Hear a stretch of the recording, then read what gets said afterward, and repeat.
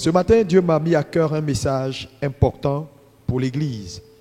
Nous allons sûrement continuer dimanche prochain, si dans tous les cas nous ne pourrons pas finir. Et donc, je voulais véritablement demander à chacun d'être vraiment concentré ce matin, d'ouvrir son cœur. Je déclare ce matin que tu es béni, dis Amen. Et chaque parole que je vais libérer, je veux que ton Amen soit fort. Parce que Amen veut dire ainsi soit-il. Je veux que tu reçoives cette parole, que tu la saisisses. Vous savez, je veux bénir Dieu pour toi qui es là ce matin. Il y a des gens, quand ils ont fait quelque chose, il leur faut toute la grâce de Dieu pour faire un deuxième pas. Mais toi, malgré tout, tu es là ce matin. Ta présence est là ce matin. Je sais que Dieu a quelque chose de spécial pour ta vie au nom de Jésus. Acclame Jésus bien. Ce matin, Dieu m'a parlé et m'a donné un message important sur ce que j'intitule, Alléluia, l'héritage du droit d'aînesse. Est-ce qu'on peut dire avec moi l'héritage du droit d'aînesse? Tu vas répéter ça très fort, l'héritage du droit d'aînesse. Encore? Encore? Amen. On va se lever et faire notre première lecture dans 2 Rois 2, versets 1 à 18. Lorsque l'Éternel fit monter Élie au ciel dans un tourbillon, Élie partait de Gilgal avec Élisée. Élie dit à Élisée, « Reste ici, je te prie, car l'Éternel m'envoie jusqu'à Béthel. » Élisée répondit, « L'Éternel est vivant et ton âme est vivante, je ne te quitterai point. » Et il descendit à Béthel. Les fils des prophètes qui étaient à Béthel sortirent vers Élisée et lui dirent, « Sais-tu que l'Éternel enlève aujourd'hui ton maître au-dessus de ta tête ?» Et il répondit, « Je le sais aussi, taisez-vous. » Élie lui dit, « Élisée, reste ici, je te prie, car l'Éternel m'envoie à Jéricho. » Il répondit, « L'Éternel est vivant et ton âme est vivante, je ne te quitterai point. » Et ils arrivèrent à Jéricho. Les fils des prophètes qui étaient à Jéricho s'approchèrent d'Élisée et lui dirent, « Sais-tu que l'Éternel enlève aujourd'hui ton maître au-dessus de ta tête ?» Et il répondit, « Je le sais aussi, taisez-vous. » Élie lui dit, « Reste ici, je te prie, car l'Éternel m'envoie au Jourdain. » Il répondit, « L'Éternel est vivant et ton âme est vivante. Je ne te quitterai point. » Et ils poursuivirent tous deux leur chemin.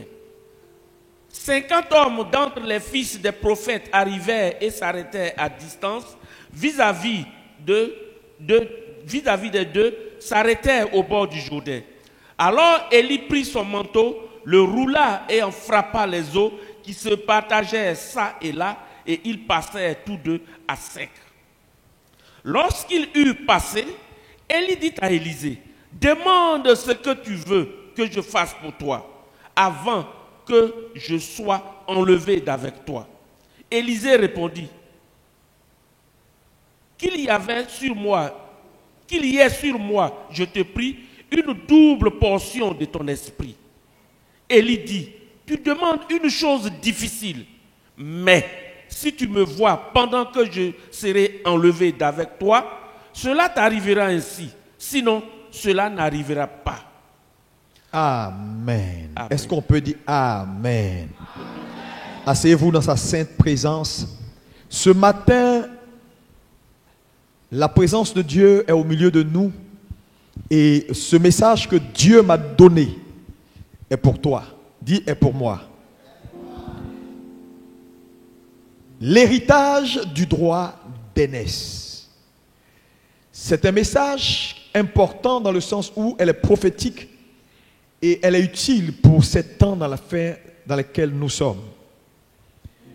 Et l'histoire que nous venons de lire est une histoire que vous connaissez parce que tous nous savons la vie du grand prophète Élie et de son successeur Élisée.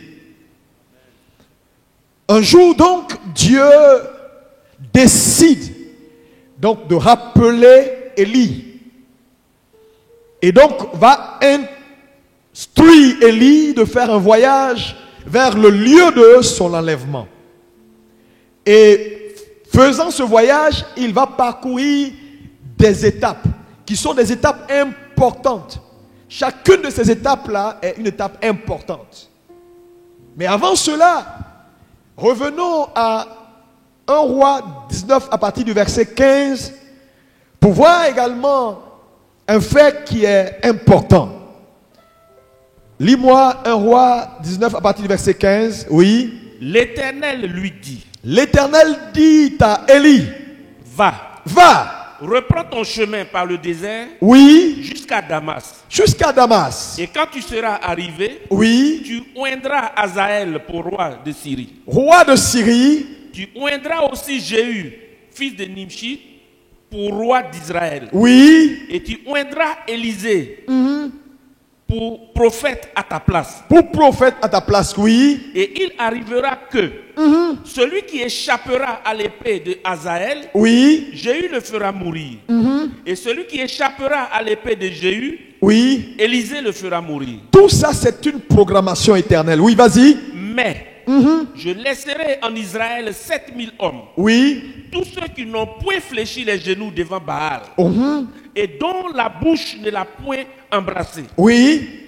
Élie partit de là et il trouva Élisée. Il trouva Élisée. Qui labourait. Qui labourait. Donc qui était au travail, en train de suivre ses business. Oui. Il y avait devant lui 12 paires de bœufs et il était avec la 12e. Élie s'approcha de lui et il jeta sur lui son manteau. Il jeta sur lui son manteau. Élisée quittant ses bœufs courut après Élie. Courut après Élie. Notion d'empressement. Oui. Et dit. Et dit. Laisse-moi embrasser mon père et ma mère. Oui. Et je te suivrai. Élie lui répondit. Élie lui répondit. Va et reviens. Et reviens. Car pense à ce que je t'ai fait. Oui. Après s'être éloigné d'Élie, oui, il revint prendre une paire de bœufs, oui, qu'il offrit en sacrifice. Il l'offrit en sacrifice. Avec l'attelage des bœufs, oui, il fit cuire leur chair, oui, et la donna à manger au peuple. Au peuple. Puis il se leva, suivit Élie et fut à son service. Et fut à son service. Et donc cette histoire est à la suite de la vie d'Élie arrivée pratiquement à son terme après avoir réalisé des exploits pour Dieu. Un jour, Jézabel va réclamer sa vie. Élie va quitter la ville. Il va se retrouver sous un arbre, couché. Pendant qu'il était dans son sommeil, il va recevoir une visitation divine et Dieu lui donnera des instructions. Mais le point ici que je voulais faire, c'est le fait que Dieu donc va parler à Élie sur le mont Horeb dans un doux murmure en lui donnant des instructions sur ce qui doit arriver. Quelqu'un me dit ce qui doit arriver. Oh, plus fort. Frères et sœurs, vous devez le comprendre. Le Dieu que vous servez est toujours concerné par ce qui doit arriver. Dis-moi amen. Dieu est concerné par l'avenir. Dieu a fait des exploits avec Élie. Vous connaissez les œuvres d'Élie. Élie était un prophète puissant. Élie était un prophète puissant en parole et en œuvre. Mais malgré ce que Dieu avait fait avec lui, alléluia, Dieu était intéressé par ce qui devait arriver. Amen. Et donc, il instruit Élie d'aller et de oindre un autre prophète à sa place. Oh, quelqu'un me dit, Dieu est intéressé par l'avenir. Ça veut dire quoi? Ça veut dire simplement que qu'importe ce que Dieu fait avec toi maintenant, qu'importe ce que Dieu a investi en toi maintenant, le plus important pour Dieu, ce n'est pas ce qui a été fait, ce n'est pas ce qui est fait, mais c'est ce qui est sur le point d'arriver. Est-ce que quelqu'un peut me dire Amen? Dieu est engagé pour l'avenir. Il dit, je te parlerai, tu iras et tu oindras Élisée, prophète à ta place. Et la Bible déclare que cela fut ainsi. Mais maintenant, dans le parcours du prophète Élie, pour ceux qui sont des étudiants de la Bible, Élie était un homme exceptionnel dans sa génération. La Bible nous parle même de l'esprit d'Élie qui va précéder la venue de Jésus. Pour vous dire jusqu'à où Élie était un spécimen. Frère, Dieu travaille par spécimen. Dieu forge des gens. Dieu investit dans des gens. Dieu établit des gens. Et Dieu en fait don aux nations. Élie était un prophète puissant. Élie était un programme dans le plan éternel de Dieu. Au soir de sa vie, Dieu ne fait jamais un investissement pour juste une période. Quand Dieu fait un investissement, c'est pour des générations. Mais qui allait être le relais? C'était ça. Ce à quoi il était engagé. Je prophétise sur ta vie ce matin. Tu ne rateras pas ta saison de visitation au nom de Jésus. Je dis, tu ne rateras pas ta saison de visitation au nom de Jésus. Si tu le crois, dis 3 fois Amen et reçois au nom de Jésus. Frère, cette parole est prophétique. Dieu cherchait un homme. Parce qu'une saison est en train de passer, une autre est sur le point d'arriver. Il dit, va, tu oindras Élisée, prophète à ta place. Mais, comme je vous l'ai dit, Élie était un homme puissant, en parole, en acte, alléluia, et dans le plan de Dieu. Élie était responsable d'école de prophètes. Donc Élie est quelqu'un que Dieu a utilisé et qui a bâti plusieurs fils spirituels. Il avait beaucoup de fils spirituels. Élisée n'était pas son seul fils. Et quand vous lisez la Bible, lorsque Dieu va venir voir Élie et instruire Élie d'aller au lieu de la rencontre, là où son enlèvement va se passer, il va passer donc de Gilgal à Bethel, de Bethel à Jéricho, de Jéricho au Jourdain. Chaque ville ou chaque étape, alléluia, représente quelque chose sur son parcours. Mais vous voyez que tout à l'heure nous avons fait la lecture et nous avons vu dans la lecture qu'à chaque étape, lorsque Élie est arrivé à Gilgal, la Bible nous parle des fils de prophètes qui étaient dans cette ville. Donc il y a une discussion qui a lieu entre Élisée et les fils des prophètes. Parce que c'était des prophètes. Donc ils avaient l'esprit de Dieu. Ils pouvaient percevoir les choses spirituelles et savoir que bientôt le maître sera enlevé. Donc ils disent, mais mon ami, toi tu fais quoi derrière ce type-là? Mais bientôt il sera enlevé. Tu ne sais pas que Dieu l'enlève au-dessus de ta tête pour peu de temps? Et reste avec nous ici à Gilgal. Gilgal symbolise quoi dans la Bible? Le lieu de la circoncision. Est-ce qu'on peut dire quoi? Le lieu de la circoncision. Là où Dieu touche les cœurs. Là où les cœurs sont affranchis. Là où les cœurs sont captés pour Dieu. Et à ce lieu-là, à Gilgal, la Bible dit qu'il y avait une cohorte de prophètes qui ont fait élu domicile à Gilgal. Qu'est-ce que cela implique? Cela implique que Élie avait plusieurs fils spirituels, mais chacun a choisi sa part. Et les premiers ont décidé de rester à Gilgal. Et c'est à Gilgal qu'ils ont dit à Élisée, mais reste avec nous. Nous, on a gagné le cœur du Père. Reste avec nous. Nous sommes au lieu de la circoncision. le Père nous aime. Par nos œuvres, par nos actes, nous avons gagné l'estime du Père. Restons ici ensemble. Cette part d'héritage nous suffit. Élisée va les regarder, il va leur dire non. Pour vous, c'est bon, mais pour moi, ce n'est pas bon. Taisez-vous, j'irai avec lui. Et cette détermination d'Élisée me rappelle la détermination de Ruth quand elle était face à un choix. Suivre Naomi, qui était une veuve qui n'avait plus rien, alléluia, et qui n'avait que sa vieillesse et peut-être une alliance à partager. Elle va regarder Naomi pour dire, c'est vrai, je ne vois rien en toi. C'est vrai, tu ne représentes plus rien. Mais au-delà de ce que je peux voir comme apparence, où tu iras, j'irai. Ton Dieu sera mon Dieu. Et ton alliance deviendra mon alliance.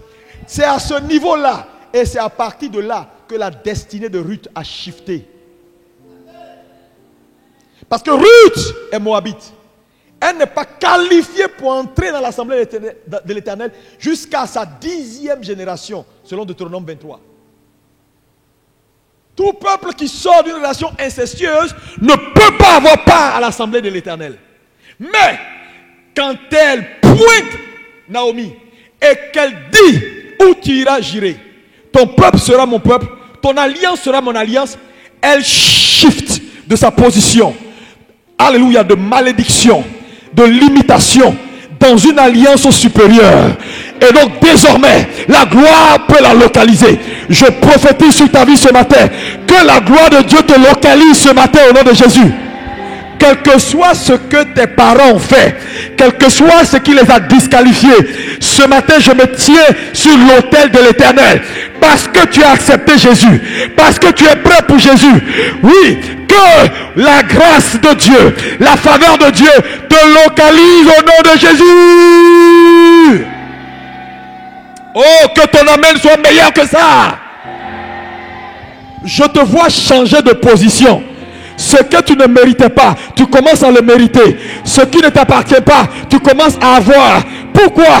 Parce que, ayant reconnu une alliance meilleure, les bénéfices de cette alliance sont ton partage au nom de Jésus. Ruth entre dans la lignée abrahamique par son engagement. La première vague de fils de prophètes s'arrête à Gilgal. Nous, c'est le cœur d'Élie qui nous intéresse. On a gagné son cœur, on reste là. C'est bon pour nous. Élie continue à Bethel.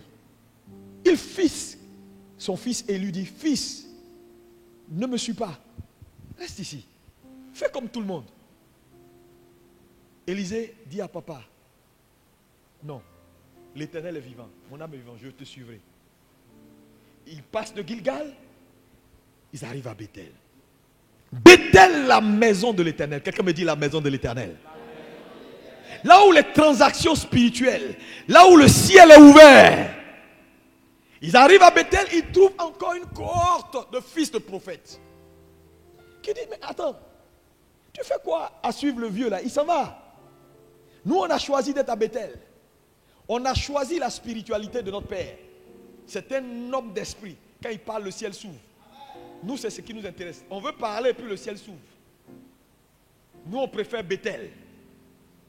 Et Élisée regarde ses collègues et leur dit, c'est bon pour vous, mais pas pour moi. Est-ce que quelqu'un peut dire Amen? Ce matin, je veux augmenter ton appétit spirituel. Si tu avais été limité aux petites choses, si tu avais été formaté pour apprécier des choses qui ne vont pas au bout, au-delà de la vision alimentaire que tu as, que l'Éternel t'envoie la lumière ce matin au nom de Jésus. J'ai dit que l'Éternel t'envoie la lumière ce matin au nom de Jésus.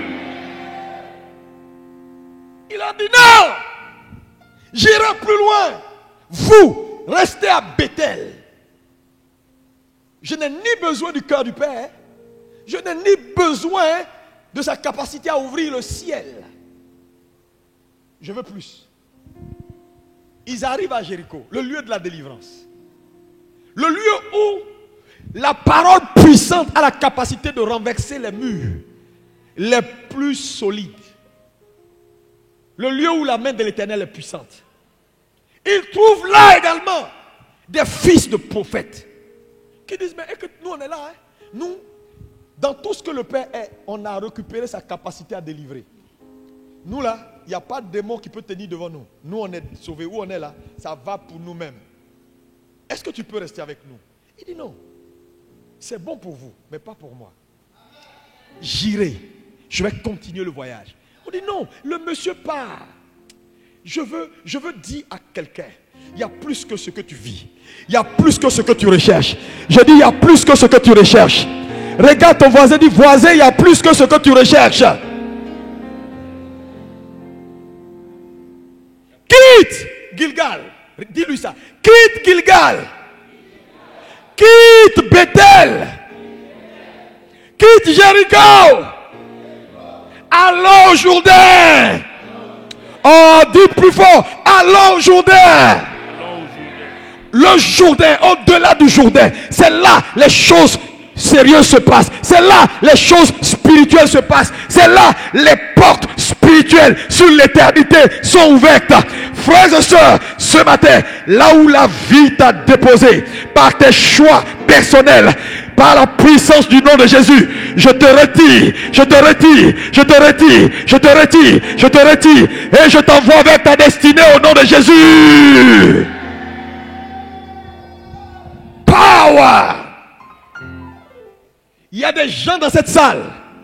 La main de l'Éternel vient à toi ce matin. Je dis, si Dieu ne te touche pas ce matin, tu ne vas pas décoller. Parce que tu as été limité, bloqué à voir maintenant. J'ouvre tes yeux spirituels pour te faire voir autre chose ce matin. J'ouvre tes yeux spirituels pour t'introduire dans ta destinée prophétique au nom de Jésus. Oh, si tu le crois, dis Amen. Élisée est resté persévérant. Quand vous voyez un homme qui refuse de s'arrêter, ce n'est pas parce qu'il n'y sent pas la fatigue. C'est parce qu'il a vu plus grand que la fatigue.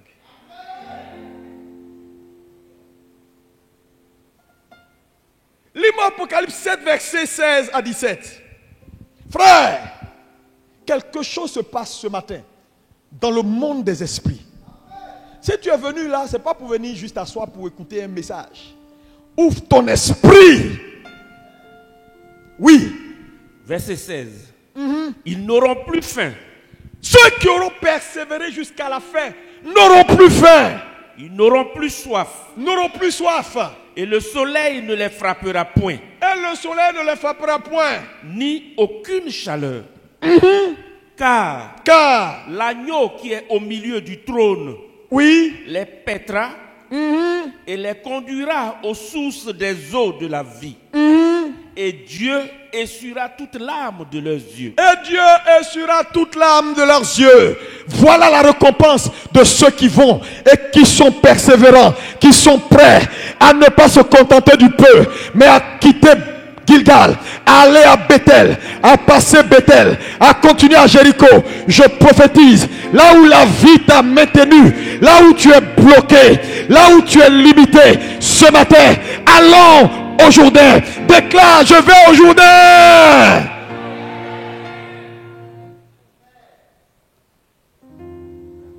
Lis-moi Hébreux 12, versets 16 à 17. Hébreux 12, versets 16 à 17. Oui. À ce qu'il n'y ait ni impudique, ni profane comme Ésaü, qui pour un mets vendit son droit d'aînesse. Verset 17. Vous savez que plus tard, voulant obtenir la bénédiction, il fut rejeté, quoiqu'il sollicita avec larmes, car son repentir ne put avoir aucun effet. Écoutez-moi bien.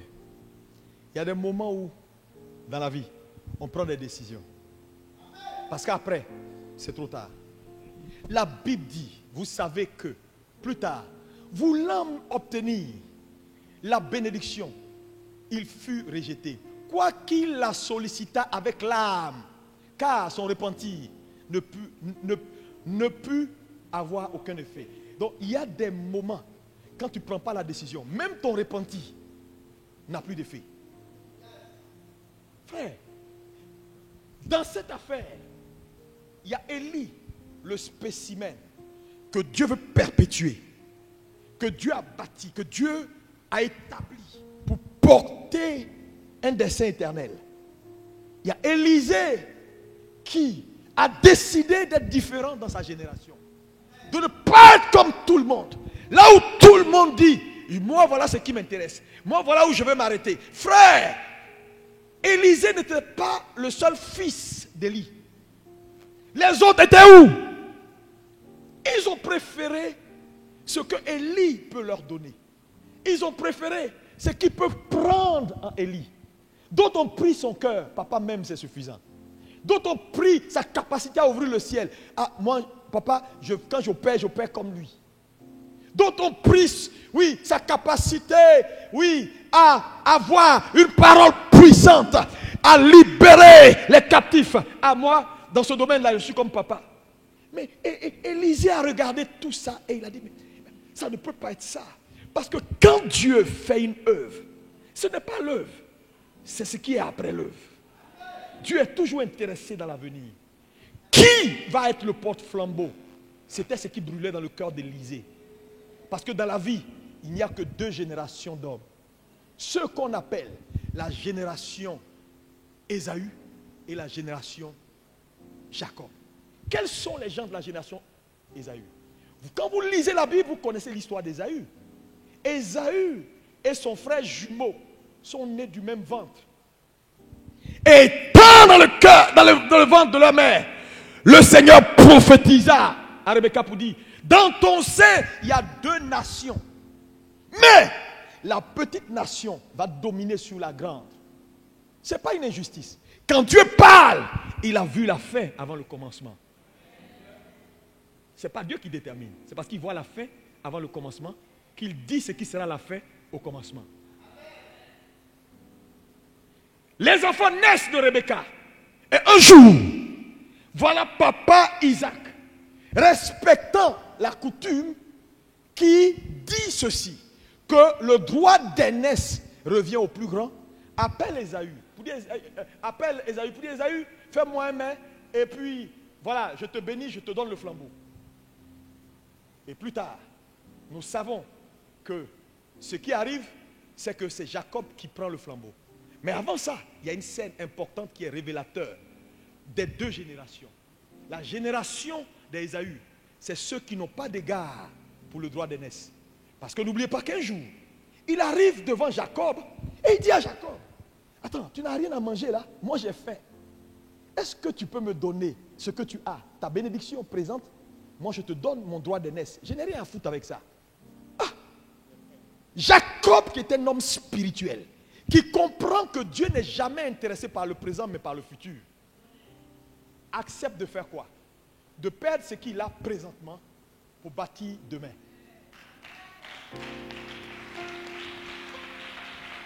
Mais les Ésaü, c'est ceux qui regardent à leurs conditions présentes. Je mange quoi? J'aurai quoi? Quelle voiture? Quelle maison? Oh Dieu, bénis-moi. Voilà. C'est ceux qui considèrent la bénédiction aux voies de Dieu. Parce que les voies de Dieu, les plans de Dieu sont supérieurs à la bénédiction. Les Jacob, la génération de Jacob, c'est ceux qui vont au-delà des œuvres présentes. Au-delà des bénédictions présentes. Il dit non, si tu veux ma nourriture, je te donne. Parce que moi je vois ce que Dieu est sur le point de faire. Parce que Jacob, qui est un homme spirituel, connaissait la puissance du droit d'aînesse.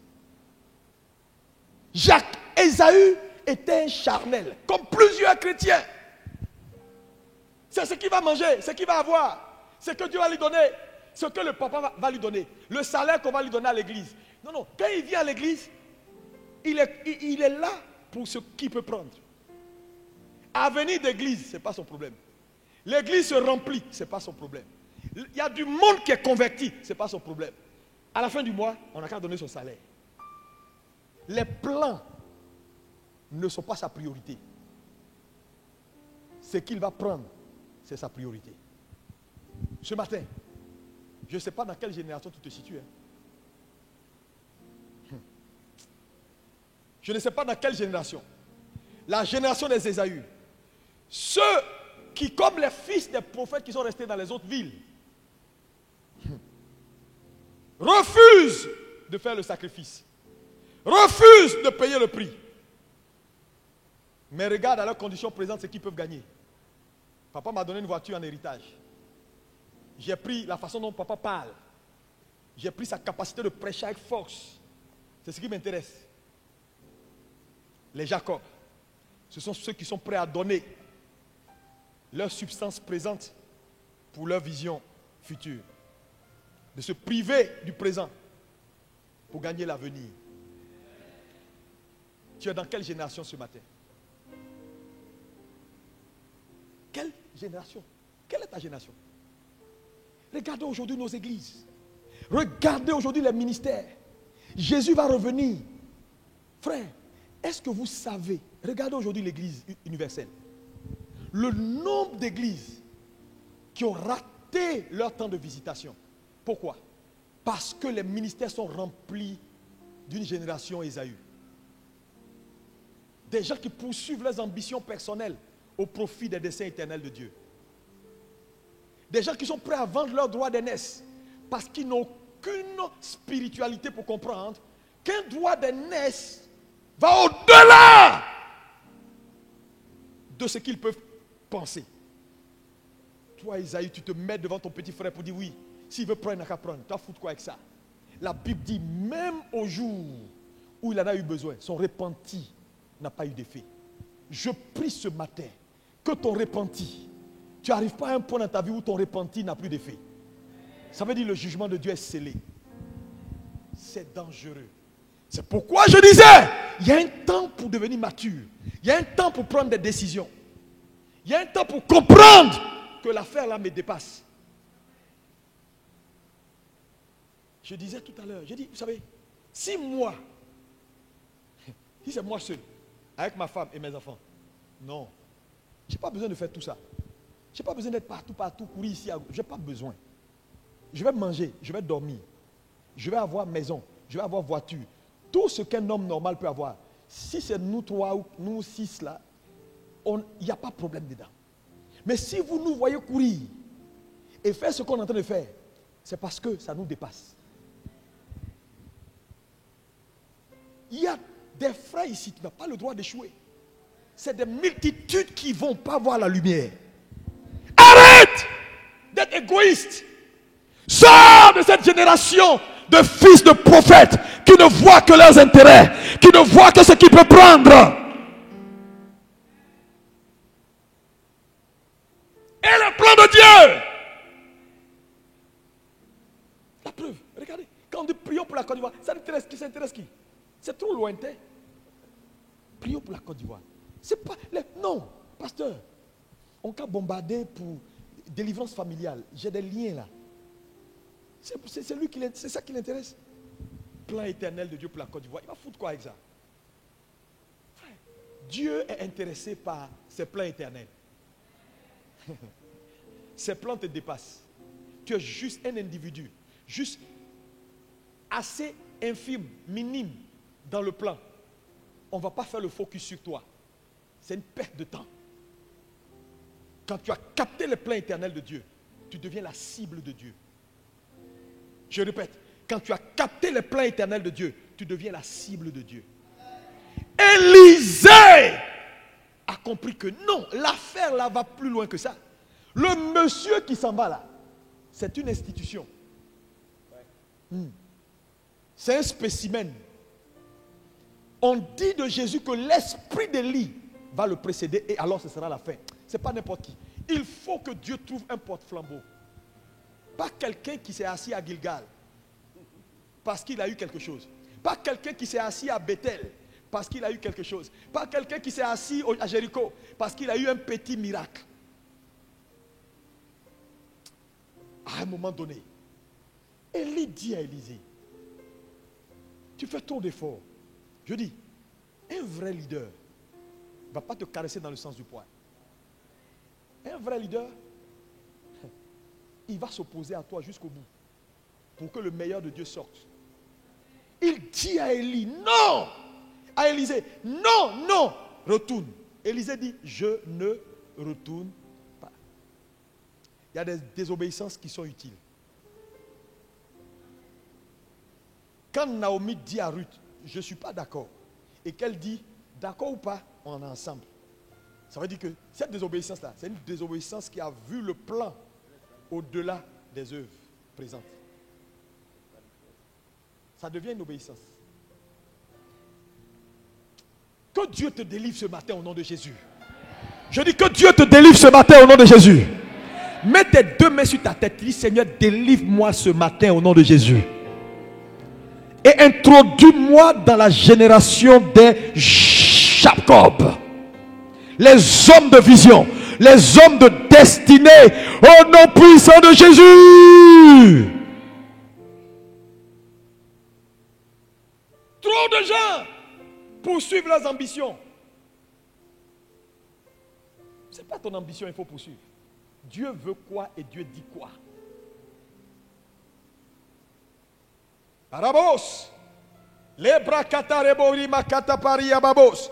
À un moment donné, il décide de continuer le voyage. Arrivé au Jourdain. Vous savez, le Jourdain, c'est la ligne de démarcation. C'est au Jourdain. Le Jourdain sépare le naturel du surnaturel. C'est dans le Jourdain que se trouvent les portes spirituelles éternelles. Là, Élisée aurait pu s'arrêter là. Il dit non, au-delà du Jourdain. Au-delà du Jourdain. Parce qu'il y a beaucoup qui s'arrêtent au Jourdain. Quand ils arrivent au Jourdain, et puis ils savent que c'est fini, on enlève le monsieur là dans 2 jours. C'est là leur déloyauté fait face. C'est là ils disent bye bye au ministère. Parce qu'ils ont analysé, ils ont réanalysé. Ils se sont dit, ce ministère-là, dans ici 5 ans, je ne vois pas ça loin. Les hommes deviennent déloyaux quand ils ont l'impression que le leader a faibli. Les hommes deviennent déloyaux quand ils ont l'impression qu'il n'y a plus d'espace pour eux. Pas un plan de Dieu pour eux. Il n'y a plus d'espace pour eux personnellement. Et aujourd'hui, plusieurs font demi-tour. C'est là que tu vas voir quelqu'un qui a fait 30 ans, 40 ans. Il a marché avec toi, tu as tout investi en lui. Et aujourd'hui, il te dit bye bye. Mais quand tu checkes les raisons de son bye bye, juste des raisons alimentaires.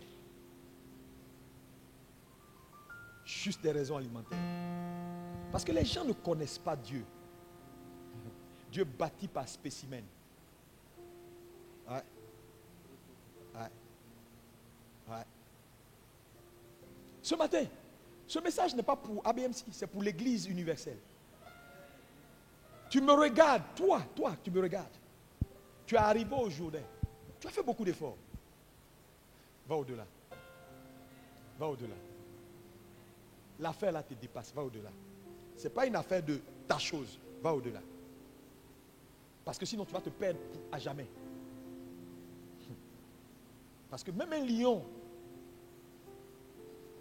qui est fatigué, même un lion blessé, est toujours un lion.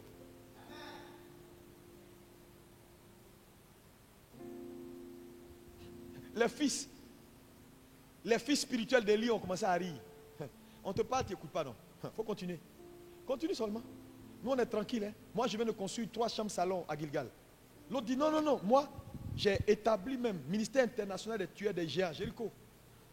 J'ai pris le papa là, j'ai saisi son onction de délivrance. Pour le reste, que Dieu le bénisse.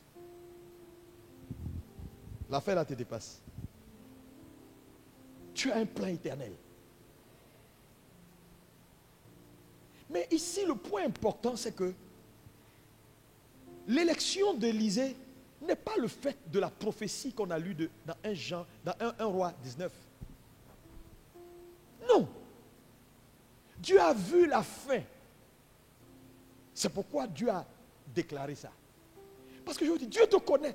Mon ami, c'est pourquoi je te prie de tout mon cœur. Ton comportement actuel, là, ta déloyauté actuelle, ta mesquinerie actuelle, ton incapacité d'être vrai actuellement là, c'est ce qui va te disqualifier demain.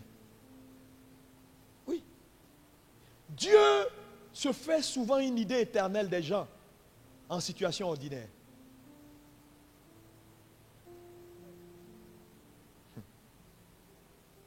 Regardez, lorsque le manteau est jeté sur Élisée, il court, il repart, il fait des sacrifices, il pose des actes spirituels. C'est un homme d'esprit et il se met au service d'Élie. Parce que, mon ami, il avait ses business, il avait ses affaires. Mais ses affaires, c'est quoi? Ses nombreux bœufs, c'était quoi? Rien.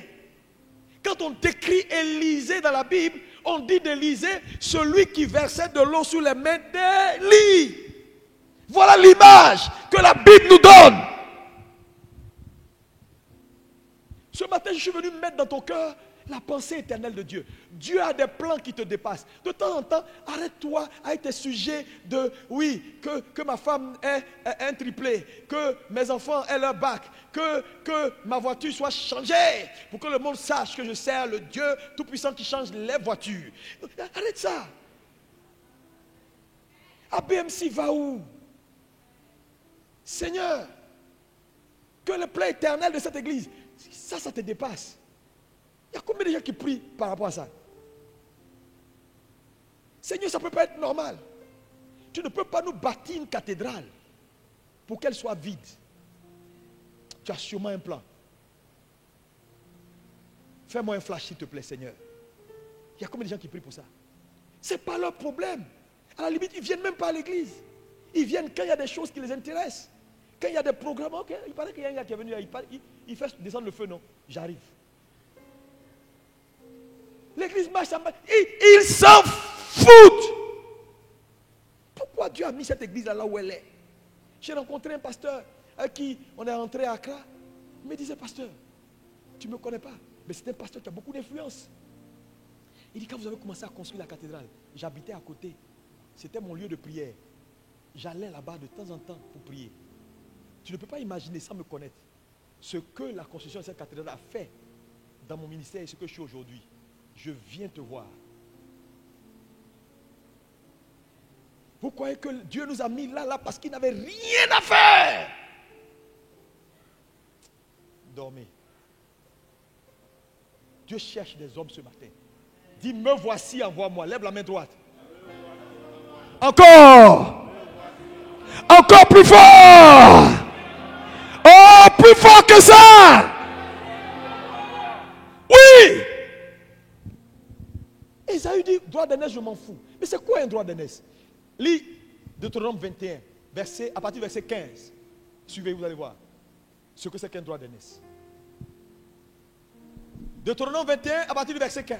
Oui. Si un homme qui a deux femmes aime l'une et n'aime pas l'autre, oui, et s'il en a des fils dont le premier-né soit de la femme qu'il n'aime pas, oui, il ne pourra point, quand il partagera son bien entre ses fils, reconnaître comme premier-né le fils de celle qu'il aime, à la place du fils de celle qu'il n'aime pas et qui est le premier-né. Mais il reconnaîtra pour premier-né le fils de celle qu'il n'aime pas et lui donnera sur son bien une portion double. Oui. Car ce fils est les prémices de sa vigueur. Oui. Le droit d'aînesse lui appartient. Le droit d'aînesse appartient au premier. Il dit, même si tu as deux femmes, si le premier fils vient de celle que tu n'aimes pas, ça c'est la loi. Si tu dois partager tes biens, l'héritage, le droit d'aînesse revient au premier. Maintenant, continue la lecture pour voir, pour que tu comprennes l'héritage du droit d'aînesse. C'est quoi? Oui, vas-y. Oui. Vas-y. Si un homme a un fils indocile et rebelle, n'écoutant ni la voix de son père, ni la voix de sa mère, Oui. et ne leur obéissant pas, même après qu'ils l'ont châtié, Oui. le père et la mère le prendront et le mèneront vers les anciens de sa ville et à la porte du lieu qu'il habite. Ils diront aux anciens de la ville, voici notre fils qui est indocile et rebelle, qui n'écoute pas notre voix et qui se livre à des excès et à l'ivrognerie. Merci. Ici, il explique pour vous dire que le droit d'aînesse dans la loi juive, c'est-à-dire revient au premier fils physique, c'est-à-dire ton premier fils, le naturel physique. Mais il dit en plus que ce n'est pas juste un droit accordé, mais c'est une double portion. La responsabilité, c'est-à-dire la raison de la double portion, c'est que avec cette double portion, tu deviens le responsable de famille. Tu deviens le porteur de flambeau. Tu deviens celui maintenant qui va perpétuer la lignée et les desseins de Dieu pour l'entité familiale ou la cellule familiale. Donc, l'objectif du droit d'aînesse c'est-à-dire, elle te positionne au-dessus de tes frères pour conduire, pour les amener et établir ce que Dieu a comme dessein pour la maison. C'est ça l'objectif du droit d'aînesse. Donc, un droit d'aînesse est quelque chose de puissant. Dis avec moi la puissance du droit d'aînesse. Donc, toi, Ésaü, tu ne peux pas venir. On te donne le droit d'aînesse et tu dis ça ne m'intéresse pas.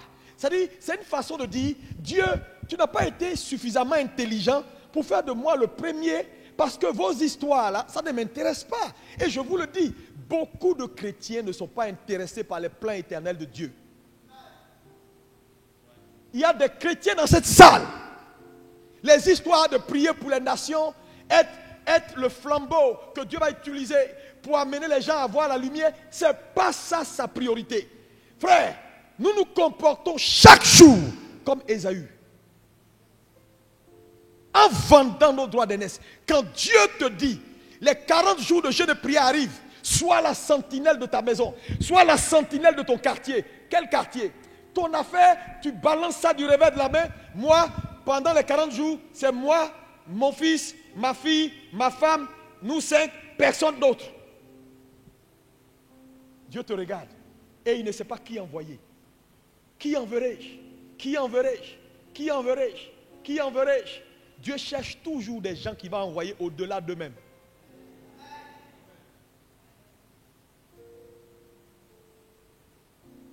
Depuis que tu es chrétien là, ta vie a affecté combien de personnes? Ton ministère a été une bénédiction entre les mains de Dieu. Comment? Qu'est-ce que Dieu a tracé devant toi qui te fait courir au-delà de tes besoins alimentaires et tes projets personnels et de tes ambitions personnelles qui combattent souvent même le plan de Dieu? Réponds-moi. Le droit d'aînesse est puissant. Maintenant, regardez. Dans le texte que nous venons de lire, il dit le droit d'aînesse sera la double portion. En réalité, dans la loi juive, le droit d'aînesse c'est la double portion. Quelqu'un me dit double portion. Mais quand on dit double portion, c'est juste une expression pour dire simplement que celui qui reçoit la double portion de l'héritage devient celui qui est le porte-flambeau de la famille, devient celui qui reçoit l'onction prophétique pour être le transfert de la volonté de Dieu. Donc, quand un homme entre dans la position du droit d'aînesse ou reçoit le droit d'aînesse, mon ami, c'est quelque chose de dangereux. Tu deviens surnaturel. Tu deviens surnaturel. Et tout enfant de Dieu, à n'importe quel niveau, peut recevoir le droit d'aînesse. C'est pourquoi ce matin, je veux que tu ouvres ton cœur. Tu as assez tourné autour de la montagne. Parce qu'en réalité, tu resteras limité et immobile jusqu'à ce que tu acceptes le mandat. Je répète, tu resteras limité, immobile, sans impact dans ta génération, jusqu'à ce que tu acceptes le mandat. Sinon, comme Ésaü, tu entres dans les livres d'oubli de l'Éternel. Quelle tragédie d'avoir une destinée à ce niveau et de finir à ce niveau. Parce que au moment où il fallait faire le choix de dire oui, on n'a pas dit oui. Tu es assis ce matin, tu crois que tu es venu à un culte. Non, il faut te détromper. Il faut te détromper. Dieu est en train de te parler. Tes histoires là, il faut laisser. Et puis embrasse le dessein éternel de Dieu. Les enfants que Dieu t'a donnés là, ça te dépasse. À un moment donné, tu vas les lâcher. By fire, by force. C'est pourquoi il faut prier pour les desseins éternels de Dieu. Prie pour les desseins éternels de Dieu. Si tu les maintiens et tu les empêches d'aller à ce que Dieu les a appelés, ils vont devenir tous bêtes à tes côtés. Dieu n'est pas un homme. Et lorsque Élie et Élisée passent le Jourdain, Élie regarde Élisée et il dit, Élisée, tu as payé tout ce prix-là. Tu sais, acclamons pour Élisée.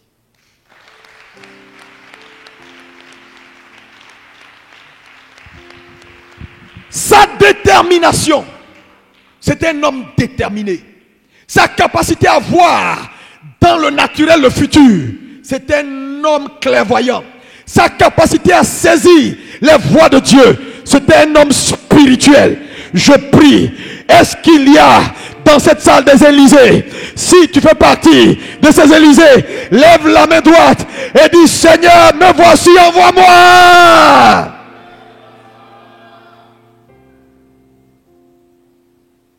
Aujourd'hui, nos églises n'ont plus d'Élysée. Nos églises ont des Ésaü. Pasteur Ésaü, diacre Ésaü, fidèle Ésaü, ouvrier Ésaü. C'est ce qu'ils vont manger qui les intéresse. Papa, tu peux me toucher ici, là. Demain, j'ai un contrat. Touche-moi. Voilà mon stylo même. Quand je signe comme ça, là, que ton onction soit dessus comme ça, le monsieur voit plus clair. Il y en a qui t'envoient passeport. Pasteur, touche le passeport.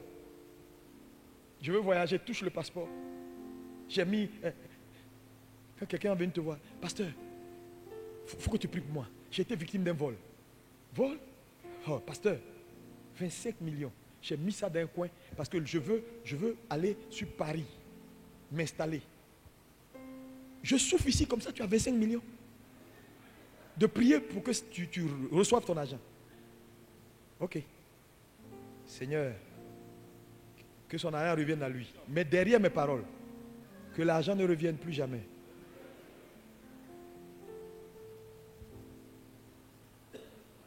Attends, ne vous foutez pas du Seigneur. On est fatigué.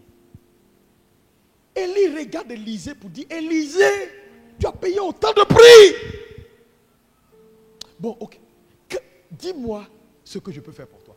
Cette question, on ne pose pas ça à tout le monde. Hein. Oui, le bishop, il ne nous propose jamais rien. Il n'est jamais prêt pour nous. On est prêt pour ceux qui sont prêts. Et, tu sais, il faut te détromper. Dieu va te décevoir pour cadeau. Tu sais, nous on était à Accra, on est entré juste samedi. La leçon est simple. Quand tu as un peuple, des vrais Élysées, déterminés, il n'y a rien comme gloire que Dieu ne peut pas prendre. Je disais aux gens, je dis, il n'y a rien de sorcier dans ce qu'ils ont fait. Ils ont des gens qui, au-delà de leur petite personne, je n'ai pas le temps, je vais venir encore chanter. J'ai chanté au premier culte, j'ai chanté au deuxième culte, je vais venir encore être là. Ah Seigneur, moi je suis fatigué, on va venir encore prier, on va venir encore à 17h. C'est quoi toutes ces histoires-là? Et puis d'ailleurs même, moi répétition, là, Otabil a rendu un témoignage de ses chantres. Il a dit, vous voyez, je dis, quand on parle de performance, il n'y a pas dans le monde là, il n'y a pas un groupe, il n'y a pas quelque chose que tu peux voir mieux que ce que j'ai vu. Performance dans la louange, dans la musique, ils sont performants. Il dit, souvent je viens, ils travaillent pendant des heures. Il dit souvent il a pitié des chantes là. Il dit, il n'a jamais vu un ministère où le prix à payer est aussi élevé que le ministère des chantes. Parce que c'est l'un des rares ministères qui fait que Dieu s'élève. Dieu ne partage pas sa gloire avec un homme. Ce que nous on a vu, c'est digne d'acclamation. Pas parce qu'il n'y a pas d'erreur, parce qu'il n'y a aucune œuvre qui soit parfaite à 100%. Mais je dis, quand un peuple est déterminé, même les erreurs sont minimisées.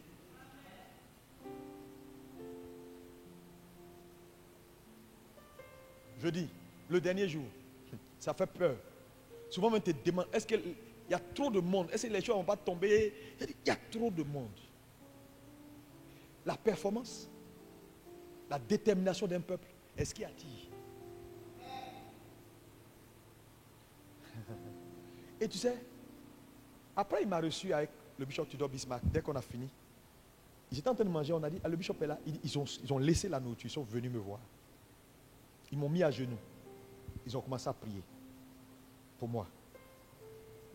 Ils ont prié. Et Bismarck a dit quelque chose. Et au table, il dit, voilà ce que l'Éternel me dit, ça va exactement dans le même sens. Et il m'a fait un chemin. Tu sais, tu ne seras pas ma limite.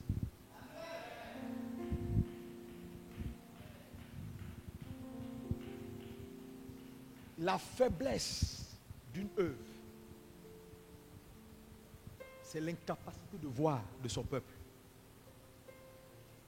Dieu est fatigué des Ésaü qui sont pleins dans nos églises et qui ne pensent qu'à leurs intérêts. Mais la gloire de Dieu, ce n'est pas leur problème. Qu'est-ce que je peux faire pour toi, cher Élisée? Cette question-là, elle est forte. Mais Élisée, qui est un homme d'esprit, va regarder son père et dire à son père, papa, je veux la double portion de ton esprit. Mais en réalité, les gens lisent, ils pensent que Élisée veut ce que les autres prophètes cherchaient. Les autres prophètes là, c'est les dons, les talents, les grâces d'Élie qu'ils ont pris dans chaque étape de son parcours. Ils se sont assis là, ils ont bâti, ils ont fait leur truc. Maintenant papa n'est plus là, c'est nous on gère, c'est nous on règne. Le monsieur a dit non, moi je veux la double portion. La double portion ici là nous ramène à Deutéronome 21, verset 15. Ce que le droit d'aînesse représente. Maintenant, regardez la réponse que Élie donne à Élisée. Il dit, ce que tu demandes est difficile. Mais pourquoi il insiste sur ce que tu demandes est difficile? Parce qu'en réalité, Élisée n'est pas le plus grand. Élisée n'est pas l'aîné. Et selon la loi, Deutéronome 21, à partir du verset 15, c'est l'aîné seul qui a droit à l'héritage du droit d'aînesse. Mais toi, tu me demandes de porter la double portion qui revient en vérité à celui qui a commencé le ministère avec moi, qui était là quand je faisais la fondation. Toi, tu es arrivé avant-hier. Lui, il est là il y a longtemps. Quand on était sur gazon, lui, il était là. Il a cette conscience de la reconnaissance. Je vais te décevoir ce matin. Les hommes, pour les hommes, l'héritage revient au premier naturel, fils naturel. Pour Dieu, l'héritage revient au premier. Mais le premier dans le mindset de Dieu, dans la conscience de Dieu, ce n'est pas le premier né. C'est le premier à permettre au Saint-Esprit à le paramétrer, à être le relais. C'est une affaire de paramétrage. Qui sera le relais? Le fils prophétique pour porter l'héritage et le transmettre aux générations futures. Ce n'est pas forcément celui qui est le premier en âge, mais celui qui aurait permis à Dieu de le paramétrer pour avoir la capacité de porter le flambeau. Parce que le flambeau dans les choses spirituelles se porte avec une capacité. C'est pourquoi méfiez-vous. Quand la Bible dit les premiers seront les derniers et les derniers seront les premiers, là, c'est spirituellement que les choses se passent. Souvent les gens sont surpris, ils disent mais nous on est là il y a longtemps. Lui il est arrivé avant-hier. Et puis le père lui fait autant confiance. Non, c'est une question de paramétrage. Tu es assis là, tu apportes quoi? Au plan éternel de Dieu. Toutes tes prières, c'est comment tu vas changer ta maison, comment tu vas changer tes fauteuils, comment tu vas faire tes trucs, tes affaires personnelles, ta maison tu es en train de construire. À chaque fois que tu rencontres le pasteur, pasteur, j'ai un nouveau projet, pasteur, j'ai un nouveau plan, pasteur, viens prier pour moi, pasteur, envoie ton onction, on va faire comme ça. Depuis quand tu es venu, puis dis, pasteur, il faut qu'on mette un plan de ramassage dans la ville, avec des bus pour que les dimanches, imaginez-vous, si cette salle est remplie en haut, en bas, c'est possible. C'est pour ça que Dieu a construit.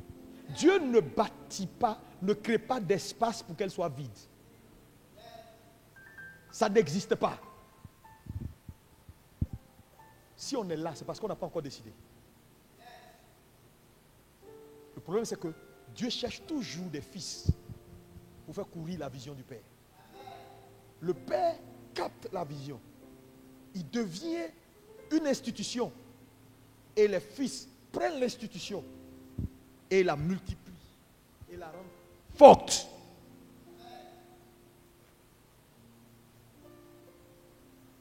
Dites-moi un seul leader qui est tout. Dieu, on voit l'évidence des choses de Dieu dans son ministère. Et c'est lui seul. C'est pas vrai. Il y a des vrais Jacob, des vrais Élisée qui sont tapis, qui ont compris que l'affaire là, c'est pas moi. Même quand je vais au travail, mon travail là, c'est à cause de ABMC. Le projet que je suis en train de faire là, c'est parce que je dois déposer un 500 millions pour que la destinée de cette œuvre bascule. Il y a combien qui pensent comme ça? Quand ils viennent te voir, bénis-moi, mais ils pensent à lui seul. Ce que l'église va devenir, ce n'est pas son problème. Là où Dieu va, ce n'est pas son problème. Dieu va te décevoir. Regardez ce qu'il a dit d'Ésaü. Il dit j'ai haï Ésaü. Dieu dit j'ai haï. Tu ne peux pas, alors que tu as une destinée et que Dieu t'a positionné de façon stratégique pour penser des desseins de l'Éternel, tu ne peux pas cracher sur la position que Dieu te donne. Élisée recherchait une seule chose. J'ai travaillé toute ma vie. Je t'ai servi. L'objectif, ce n'est pas ton onction. Ce n'est même pas l'argent que tu as. Ce n'est pas les voitures. Ce n'est pas... Mon papa même, il parle de moi tout le temps. Non, ce n'est pas ça. Au-delà, ce que Dieu a fait de toi, c'est plein éternel. L'institution que tu es devenu Élie, ça ne peut pas passer. Il est écrit que ton esprit doit revenir pour que le Messie enfin vienne. Je veux être le porte-flambeau parce que j'ai la capacité. Élie regarde Élisée et lui dit, dernier test. C'est vrai que c'est difficile, mais je te donne un dernier test. Si tu me vois partir, tu auras ce que tu as demandé. Ça veut dire quoi? Ça veut dire Dieu ne fait exception de personne. Quiconque est prêt, quiconque est prêt, quiconque est prêt, quiconque répond à l'appel, devient utile entre ses mains. Regardez la preuve. Quand vous regardez la façon dont Dieu a opéré dans la parole de Dieu, à un moment donné, il a choisi Isaac au détriment d'Ishmaël. Isaac n'était pas le plus grand. C'est une question de paramétrage. À un moment donné, il a choisi Jacob au détriment de Ésaü. Jacob n'était pas le plus grand. À un moment donné, il a choisi Éphraïm au détriment de Manassé. Éphraïm n'était pas le plus grand. À un moment donné, il a porté son choix sur Salomon. Salomon n'était pas le plus grand. Pourquoi? Parce que dans la pensée de Dieu, c'est celui qui est prêt, c'est celui qui porte la capacité, c'est celui qui a reçu le paramétrage d'être le fils prophétique pour le relais à la génération suivante. C'est lui qui porte. Parce que le droit d'aînesse est spirituel. Elle est puissante.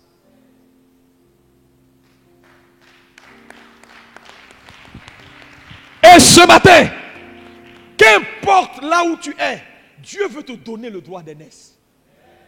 Oh, tu ne peux pas comprendre que dans ta sphère, tu es stratégique. Dans ta société, tu es stratégique. Dans ton environnement, tu es stratégique. Ce matin, ouvre ton cœur.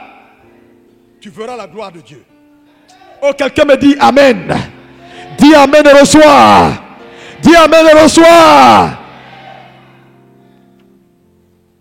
Il dit, si tu me vois partir. Mais je me suis posé la question, mais il y a quoi de difficile à si tu vois? Voir là, il y a quoi de difficile? C'est parce que ce que le prophète Élie demandait à Élisée, ça va au-delà de voir. On peut regarder sans voir. Et la plupart des gens de la génération d'Ésaü regardent sans voir. Si tu me vois, voir veut dire quoi? Numéro 1, si tu me vois. La première chose que Élisée était censé faire ou devenir, voir, c'est devenir un fils prophétique. Relais de la gloire future de Dieu. C'est savoir. C'est ta responsabilité. Ta capacité à devenir un fils prophétique. Sors de l'enfance. Pasteur, quand il y a tous les problèmes ton nom est cité, il faut sortir. Pasteur qui ne va pas plus loin que le bout de son nez. C'est lui toujours qui a un projet personnel. C'est lui toujours qui veut, pasteur, fais ça pour moi. C'est lui qui veut, pasteur, fais ça pour moi. Parce que les gens ont l'impression que quand ils servent, ils perdent leur temps. Tu n'as rien compris. Servir, ce n'est pas perdre le temps.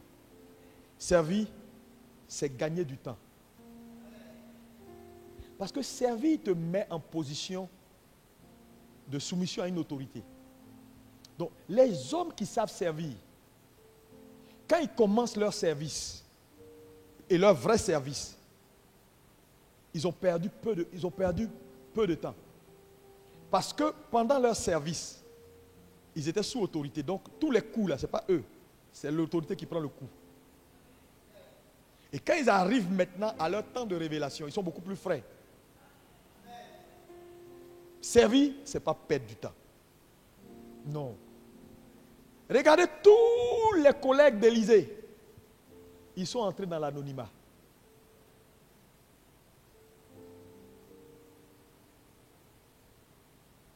Ta capacité à être un fils prophétique, c'est savoir. 2, voir. Représente quoi pour Élisée? Sa capacité d'assimilation et de dévotion. Si tu me vois, si tu m'as perçu, tu vas percevoir le mandat. Il y a des gens qui marchent avec un leader sans jamais percevoir le mandat de Dieu dans sa vie. Ce n'est pas le problème. Tu sais pourquoi tu es à mes côtés? Pose la question à ton voisin. Est-ce que tu sais pourquoi Dieu t'a mis aux côtés de cet homme?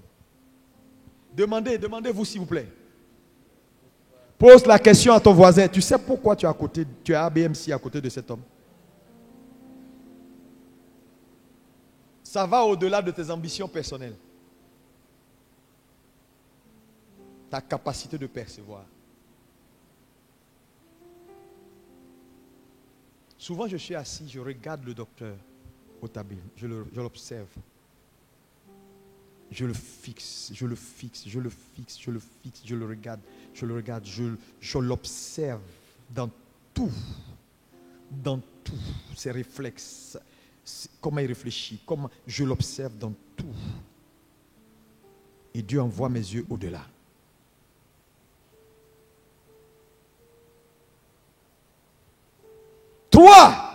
Voir. C'est ta capacité à maintenir et à amplifier la voix ou les voix éternelles de Dieu. C'est-à-dire, Dieu te positionne. Quand tu as vu, tu deviens l'amplificateur des voix. Ta vie dans l'ensemble.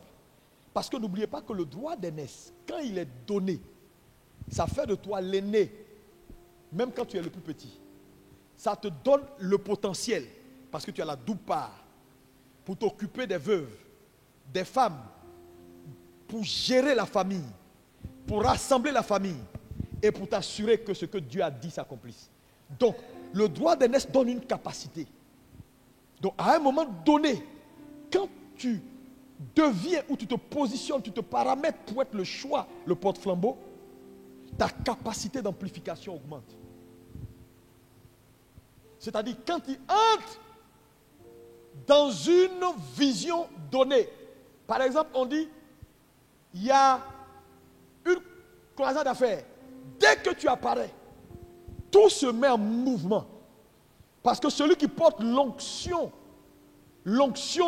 pour amplifier est là. Celui qui porte l'onction pour le transfert des voix de Dieu est là. C'est-à-dire, quand tu arrives, là où les autres ne voyaient pas clair, tout le monde commence à voir clair. Tu es le porte-voix. On ne devient pas porte-voix comme ça. Naomi s'est qualifiée pour devenir porte-voix. Aujourd'hui, on parle de Jésus dans sa lignée, elle Moabite. En temps normal, sa place n'est pas là-bas.